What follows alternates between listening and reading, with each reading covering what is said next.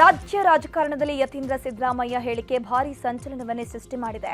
ನಮ್ಮ ತಂದೆ ರಾಜಕೀಯ ಕೊನೆಗಾಲದಲ್ಲಿದ್ದಾರೆ. ಸಿದ್ದರಾಮಯ್ಯ ನಂತರ ವೈಚಾರಿಕವಾಗಿ ಪ್ರಗತಿಪರವಾದ ನಾಯಕತ್ವ ಬೇಕು. ಅಂತಹ ಸತೀಶ್ ಜಾರಕಿಹೊಳಿ ಜವಾಬ್ದಾರಿಯನ್ನು ವಹಿಸಿಕೊಳ್ತಾರೆ ಅಂತ ಬೆಳಗಾವಿಯ ರಾಯಭಾಗದಲ್ಲಿ ಯತೀಂದ್ರ ಸಿದ್ದರಾಮಯ್ಯ ಹೇಳಿಕೆಯನ್ನು ಕೊಟ್ಟಿದ್ದಾರೆ.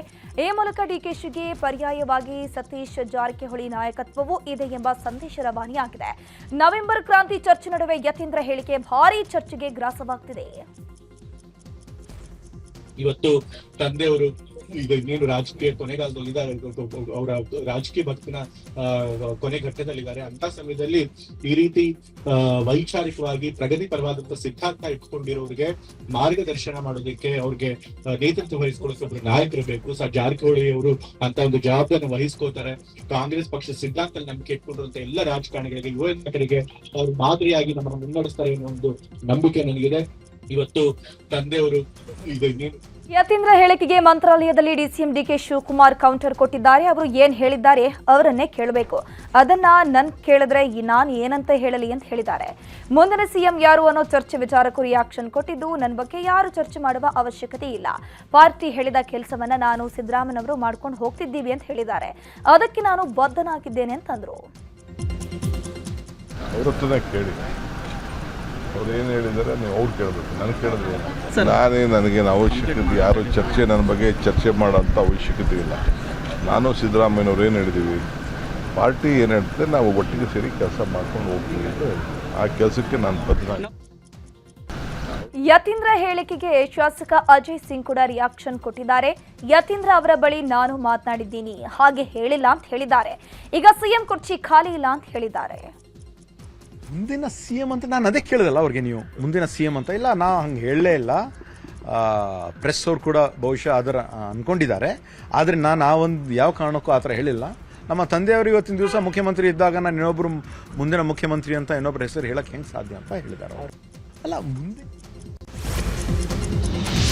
ಗುಂಪು ರಾಜಕಾರಣ ಮಾಡೋದಕ್ಕೆ ನಾನು ಅವಕಾಶ ಕೊಟ್ಟಿಲ್ಲ. ಗುಂಪು ಮಾಡಿದ್ರೆ ಏನ್ ಬೇಕಾದರೂ ಮಾಡಬಹುದಿತ್ತು ಅಂತ ಸ್ವಪಕ್ಷದವರಿಗೆ ಡಿಕೆಶಿ ಪರೋಕ್ಷವಾಗಿ ಕೌಂಟರ್ ಕೊಟ್ಟಿದ್ದಾರೆ. ಪಕ್ಷಕ್ಕಿಂತ ಯಾರೂ ದೊಡ್ಡವರಲ್ಲ, ವ್ಯಕ್ತಿ ಪೂಜೆ ಮಾಡಬಾರದು, ಪಕ್ಷದ ಪೂಜೆ ಮಾಡಬೇಕು ಅಂತ ರಾಯಚೂರಲ್ಲಿ ಹೇಳಿದ್ದಾರೆ.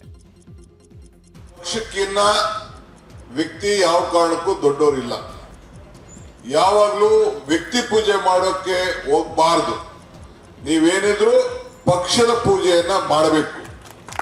ನಾನು ಯಾವಾಗಲೂ ಈ ಗುಂಪು ರಾಜಕಾರಣ ಮಾಡಕ್ಕೆ ಯಾವತ್ತೂ ಅವಕಾಶ ಕೊಟ್ಟಿಲ್ಲ. ಗುಂಪು ಮಾಡ್ಬೇಕಾದ್ರೆ ಏನು ಬೇಕಾದ್ರೂ ಮಾಡಬಹುದಾಗಿತ್ತು, ಅದರಿಂದ ಏನು ಪ್ರಯೋಜನ ಆಗಿಲ್ಲ. ಕಾಂಗ್ರೆಸ್ ಪಕ್ಷ ಇದ್ರೆ ನೀವೆಲ್ಲ ಪಕ್ಷಕ್ಕೆ. ನವೆಂಬರ್ ಕ್ರಾಂತಿ ಸಂಚಲನದ ಮಧ್ಯೆ DCM DK Shivakumar temple run ಮಾಡ್ತಾ ಇದ್ದಾರೆ. ಕುಟುಂಬ ಸಮೇತ ಮಂತ್ರಾಲಯಕ್ಕೆ ಭೇಟಿ ನೀಡಿ ರಾಯರ ದರ್ಶನ ಪಡೆದು ಪೂಜೆಯನ್ನು ಸಲ್ಲಿಕೆ ಮಾಡಿದ್ರು. ಐತಿಹಾಸಿಕ ಪ್ರಸಿದ್ಧ ಪಂಚಮುಖಿ ಆಂಜನೇಯನ ಸನ್ನಿಧಿಯಲ್ಲಿ ಧರ್ಮಪತ್ನಿಯೊಟ್ಟಿಗೆ ಮನೋವಾಂಚಲ್ಯ ಸಿದ್ಧಿ ಅರ್ಚನೆಯನ್ನು ಮಾಡಿಸಿದ್ದಾರೆ. ಆಂಜನೇಯ ಸನ್ನಿಧಿಯಲ್ಲಿ ಮನೋವಾಂಚಲ್ಯ ಸಿದ್ಧಿ ಅರ್ಚನೆ ಮಾಡಿಸಿದ್ರೆ ಸಿದ್ಧಿ ಪ್ರಾಪ್ತಿ ಎಂಬ ಪ್ರತೀತಿ ಇದೆ. ಹೀಗಾಗಿ ನವೆಂಬರ್ ಕ್ರಾಂತಿಗೆ ಎಲ್ಲಿಂದಲೇ ನಾಂದಿ ಹಾಡಿದ್ರ ಅನ್ನೋ ಚರ್ಚೆ ಕೂಡ ಜೋರಾಗಿ ನಡೆಯುತ್ತಿದೆ. ಇನ್ನು ಡಿಕೆ ಶಿವಕುಮಾರ್ ಪೂಜೆ ಕುರಿತು ಪಂಚಮುಖಿ ಆಂಜನೇಯ ದೇವಸ್ಥಾನದ ಪ್ರಧಾನ ಅರ್ಚಕ ಶ್ಯಾಮಾಚಾರಿ ನ್ಯೂಸ್ 18ಗೆ ಮಾತನಾಡಿದ್ದಾರೆ. ಮುಂದಿನ ದಿನಗಳಲ್ಲಿ ಮುಖ್ಯಮಂತ್ರಿ ಆಗಬೇಕು ಅಂತ ಡಿಕೆ ಶಿವಕುಮಾರ್ ಆಸೆ ಪಟ್ಟಿದ್ದಾರೆ. ಅವರು ಮುಂದೆ ರಾಯರ ಹಾಗೂ ಪಂಚಮುಖಿ ಪ್ರಾಣದೇವರ ಆಶೀರ್ವಾದದಿಂದ ಸಿಎಂ ಆಗೇ ಆಗ್ತಾರೆ ಅಂತ ಹೇಳಿದ್ದಾರೆ. ಮನೋವಾಚನ ಸಿದ್ಧಿ ಅಂದರೆ ಅವರು ಇಷ್ಟ ಕಾರ್ಯ ರೀ. ಮನಸ್ಸಿನಲ್ಲಿ ಬೇಡಿಕೆ ಏನಿದೆ ಅಂದರೆ ಸುತ್ತಮುತ್ತ ದೇವಸ್ಥಾನಗಳು ನಮ್ಮ ಕರ್ನಾಟಕದಲ್ಲಿ ಬೇರೆ ಬೇರೆ ದೇವಸ್ಥಾನಗಳಲ್ಲಿ ಹೋಗಿ ಬರ್ತಾರೆ. ಅವರು ಮನಸ್ಸಿನಲ್ಲಿ ನಾನು ಮಂತ್ರಿ ಆಗಬೇಕಂತ, ಮುಖ್ಯಮಂತ್ರಿ ಆಗಬೇಕಂತ ಆಸೆ ಇದೆ. ಆ ಆಸೆನೇ ರಾಯರ ದರ್ಶನ ಮತ್ತು ಪಂಚಮುಖಿ ಪ್ರಾಣದೇವರ್ಶನ ಮಾಡ್ಕೊಂಡಿದ್ದಾರೆ. ಇಲ್ಲಿ ಬೆಳಿಗ್ಗೆ ಅವರ ಹೆಸರಿನಲ್ಲಿ ಮಧು ಅಭಿಷೇಕ ಆಯಿತು. ಅಂದರೆ ಮಧು ಅಭಿಷೇಕ ಅಂದರೆ ಜೇನುತುಪ್ಪದಿಂದ ಅಭಿಷೇಕ ಮತ್ತು ಪಂಚಮುಖಿ ಪ್ರಾಣದೇವರ ಆಶೀರ್ವಾದ ಗ್ಯಾರಂಟಿ, ಮುಖ್ಯಮಂತ್ರಿ ಆಗ್ತಾರೆ. ಮಂತ್ರಾಲಯದಲ್ಲಿ ಡಿಕೆಶಿ ಸಂಕಲ್ಪ ವಿಚಾರ ಟಿವಿ ಜಯಚಂದ್ರ ಪ್ರತಿಕ್ರಿಯೆ ಕೊಟ್ಟಿದ್ದಾರೆ. ಅದು ಅವರ ವೈಯಕ್ತಿಕ ಅಭಿಪ್ರಾಯ. ದೇವರು ಎನ್ನುವುದು ಮನುಷ್ಯನ ಸೃಷ್ಟಿ, ಅದೊಂದು ನಂಬಿಕೆ, ಅದು ಅವರವರ ವಿವೇಚನೆಗೆ ತಕ್ಕಂತೆ ಭಾವಿಸ್ತಾರೆ. ನಮಗೆ ಕಣ್ಣಿಗೆ ಕಾಣುವಂಥದ್ದು ವರಿಷ್ಠರು, ಪಕ್ಷದಲ್ಲಿ ಅವರೇ ಮುಖ್ಯ ಆಗ್ತಾರೆ ಅಂತ ಹೇಳಿದರು. ಕೊಡಕ್ಕೆ ಹೋಗೋದಲ್ಲ, ಅವರವರು ವೈಯಕ್ತಿಕವಾದ ವಿಚಾರ. ನಾನು ಕೂಡ ಮುಜರಾಯಿ ಮಿನಿಸ್ಟರ್ ಆಗಿದ್ದರು. 34,000 ದೇವಸ್ಥಾನಗಳು ನಮ್ಮ ವ್ಯಾಪ್ತಿಯಲ್ಲಿ ಬರ್ತಿದ್ವು. ದೇವರು ಅಂತಕ್ಕಂಥದ್ದು ಮನುಷ್ಯರ ಸೃಷ್ಟಿ, ಅದು ನಂಬಿಕೆ. ದೇವರಿಗೋಸ್ಕರ ಅದನ್ನು ಅವರವರ ವಿವೇಚನೆಗೆ ತಕ್ಕನಾಗಿ ಅವರು ಭಾವಿಸ್ತಾರೆ. ನಾನು ಯಾವ ದೇವಸ್ಥಾನಗಳಿಗೆ ಹೋಗೋದಿಲ್ಲ.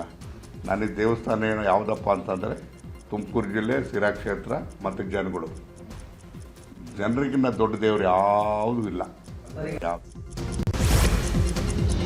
ಸರ್ಕಾರಿ ಜಾಗದಲ್ಲಿ ಆರ್ಎಸ್ಎಸ್ ಚಟುವಟಿಕೆಗಳಿಗೆ ನಿರ್ಬಂಧ ವಿಚಾರ ರಾಜ್ಯದಲ್ಲಿ ಭಾರೀ ಸಂಚಲನ ಸೃಷ್ಟಿ ಮಾಡ್ತಾ ಇದೆ. ಸಚಿವ ಪ್ರಿಯಾಂಕ್ ಖರ್ಗೆ ವಿರುದ್ಧ ಆಕ್ರೋಶ ವ್ಯಕ್ತವಾಗ್ತಾ ಇದೆ. ಅಲ್ಲದೆ ಬೆದರಿಕೆ ಕರೆಗಳು ಬಂದಿದ್ದು ಸರ್ಕಾರ ಪ್ರಿಯಾಂಕ್ ಖರ್ಗೆಗೆ ಬೆಂಗಾವಲು ಪಡೆಯನ್ನ ನೀಡಿದೆ.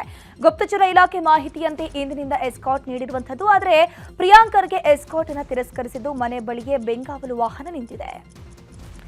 ಆರ್ಎಸ್ಎಸ್ ಪಥ ಸಂಚಲನಕ್ಕೆ ಅನುಮತಿ ಕೇಳಿರೋ ವಿಚಾರಕ್ಕೆ ಪ್ರಿಯಾಂಕ್ ಖರ್ಗೆ ಪ್ರತಿಕ್ರಿಯೆ ಕೊಟ್ಟಿದ್ದಾರೆ. ವಾತಾವರಣ ಚೆನ್ನಾಗಿದ್ರೆ ಪಥ ಸಂಚಲನ ಮಾಡಿ.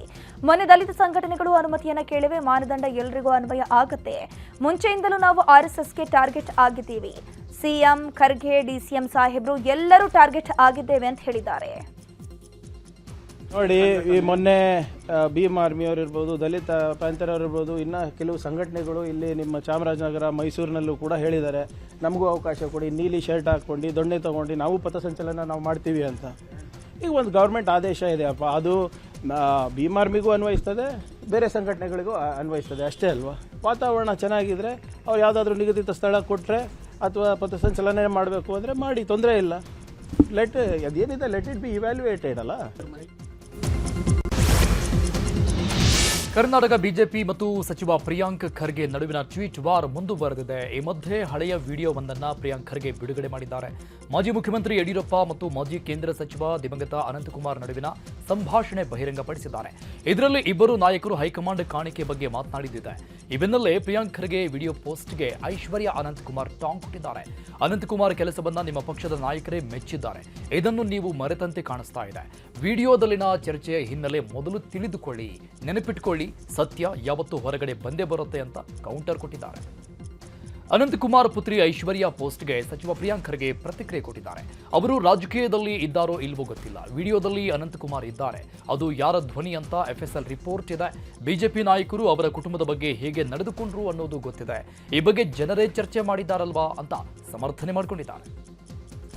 ನಾನು ಹೆಚ್ಚು ಅವ್ರ ಬಗ್ಗೆ ನನಗೆ ಗೊತ್ತಿಲ್ಲ, ವಕೀಲರಿದ್ದಾರೆ ಅಂತ ಕೇಳ್ಪಟ್ಟಿದ್ದೀನಿ ಅಷ್ಟೇ. ರಾಜಕೀಯದಲ್ಲಿ ಇದ್ದಾರೋ ಇಲ್ಲೋ ಗೊತ್ತಿಲ್ಲ ನನಗೆ. ಆದರೆ ದುರ್ದೈವ, ಆ ವಿಡಿಯೋನಲ್ಲಿ ಶ್ರೀ ದಿವಂಗತ ಅನಂತಕುಮಾರ್ ಅವರು ಇರೋದು ಸತ್ಯ. ಅದ್ರ ಯಾರ ಧ್ವನಿ ಅಂತ ಅವಾಗಿನ ACB ಫೊರೆನ್ಸಿಕ್ ರಿಪೋರ್ಟು ಇದೆ.